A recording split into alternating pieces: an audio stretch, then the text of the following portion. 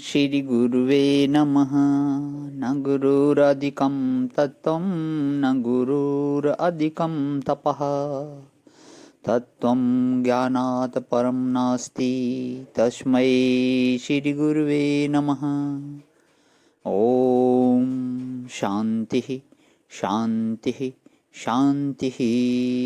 प्रणाम भवन। श्वेतश्वेत्रोपनिषद स्वामी श्री अखंडानंद सरस्वती जी महाराज का दिव्य ग्रंथ, जिसमें भवन आज हमारा 41वां प्रवचन जो है चल रहा है, और पेज नंबर 561 से आगे लेते हुए तो पिछले सत्संग में आया था कि ईश्वर ने संदेश दिया, बोले इन्हीं को क्यों दिया, इसको क्यों नहीं दिया। तो यह एक प्रश्न है। तो यहाँ पे हमारा सत्संग विराम हुआ था। यहाँ से आगे एक बार श्री हरि बाबा जी महाराज नारायण स्वामी के पास गए।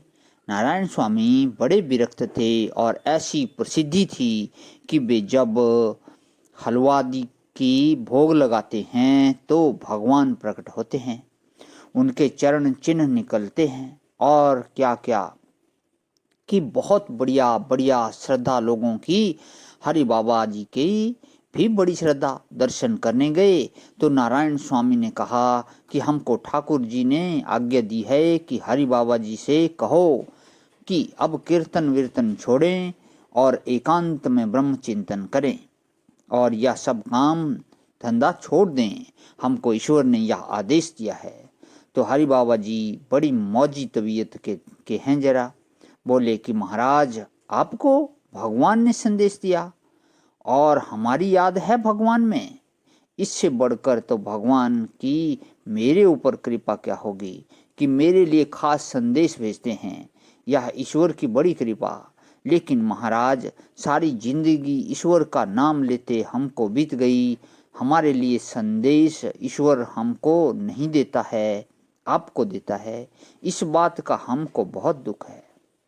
हम ईश्वर का वह संदेश तब तक नहीं मानेंगे जब तक ईश्वर हमको वह संदेश नहीं देगा। हमको दुख इस बात का है कि सारी जिंदगी बचपन से 16 वर्ष की उम्र से घर में से निकले और अब 70 वर्ष की उम्र हो गई और ईश्वर मेरे लिए संदेश दूसरे को देता है, हमसे नहीं कहता है। तो हम यह संदेश महाराज तब मानेंगे जब ईश्वर हमको खुद कहेगा। देखो, एक बात सुनाई आपको। एक बार शास्त्रानंद जी थे, बड़े वृद्ध संत, गंगा किनारे के अच्युत मुनि जी थे। बड़े प्रसिद्ध महात्मा लोग इकट्ठे हुए। हीरानंद जी महाराज थे, उड़िया बाबा जी महाराज नहीं थे। यह चर्चा हुई कि ईश्वर संदेश देता है क्या महाराज। वेदों की प्रामाणिकता के संबंध में यह बात हम आपको सुना रहे हैं।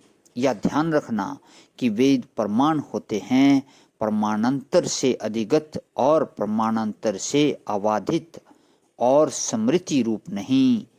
अज्ञात ज्ञापकत्वेन वेदों का प्रमाण्य है।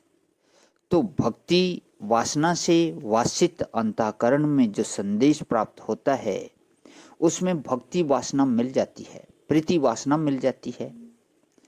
उसमें प्रीति के अनुरूप संदेश आता है, बिना प्रीति के नहीं आता है। आपको सुनावें श्रीमद् भागवत के संबंध में, श्री वल्लभाचार्य जी महाराज श्रीमद् भागवत के संबंध में आपको सुनावें। श्रीमद् भागवत के संबंध में श्री वल्लभाचार्य जी महाराज ने जो सुबोधिनी जी लिखी है ना, उसके रूप में ही लिखा है।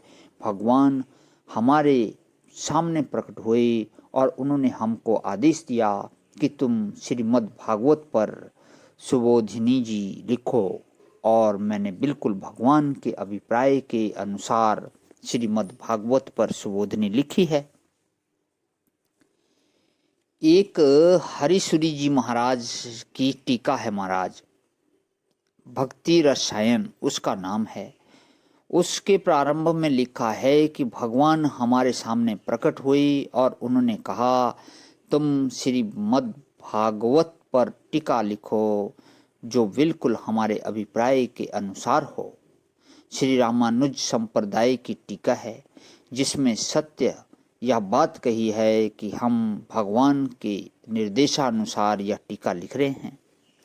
और तीनों में महाराज इतना मतभेद है श्लोकों में के अर्थ में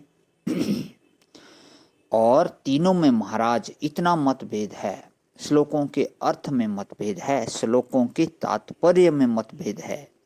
एक ही भगवान तीन व्यक्ति को तीन प्रकार का संदेश क्यों देते हैं? तीनों के अंतःकरण के अधिकार का जो भेद है, एक अद्वैत वासना वासित अंतःकरण है, एक विशिष्ट अद्वैत वासना वासित अंतःकरण है, एक विशुद्ध अद्वैत वासना वासित अंतःकरण है। तत् तत् अंतःकरण के अनुरूप संदेश हो जाता है। सेवा वासित अंतःकरण में सेवा के संदेश, योगा वासित अंतःकरण में योग के संदेश, भक्ति वासित अंतःकरण में भक्ति के संदेश और ज्ञान वासित अंतःकरण में ज्ञान के संदेश। यह भगवान भी अधिकारी के अनुरूप अंतःकरण के अनुरूप संदेश देते हैं। इसलिए जहाँ वेद प्रमाण का विचार होता है, वहाँ तत् तत् सिद्धों के अंतःकरण में आए हुए संदेश प्रमाण नहीं होते हैं। जहाँ तो महाराज वेद वाणी में जो बात कही जाती है वह प्रमाण होता है। इसलिए कपिल आदि सिद्धों की प्रामाणिकता का ब्रह्मसूत्र में निराकरण करके उपनिषदों की प्रामाणिकता स्थापित की गई है।